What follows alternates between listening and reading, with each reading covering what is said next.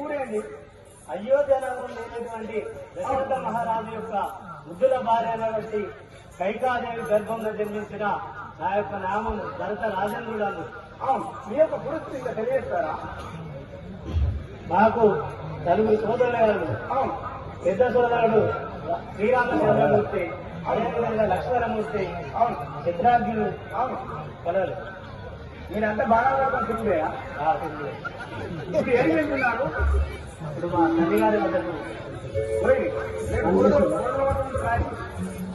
కుమారా తల్లి గారు ఇదే వందనం కుమారా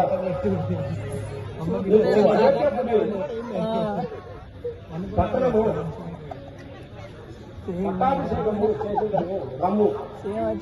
తల్లి గారు జ్యేష్ఠపుత్రులైనటువంటి మా అన్నగారు శ్రీరామచంద్రమూర్తి ఉండగా నాకు ఎలా పట్టాభిషేకం చేయగలను తల్లి గారు? నాకు వలదు. వాళ్ళగా శ్రీరామచంద్రుడు 14 సంవత్సరాలు అరణ్యవాసం పోయినున్నాడు. నీకు ఇప్పుడు పట్టాభిషేకం కావాల్సింది. తల్లి గారు మా అన్నయ్య శ్రీరామచంద్రమూర్తికి అట్టి కష్టం ఏలగలను తెలుపగలరు తల్లి గారు. భర్త నీకు మీ తల్లి గారు నాకు ఒక మాట ఇచ్చాను, 2 వరములు ఇచ్చాను.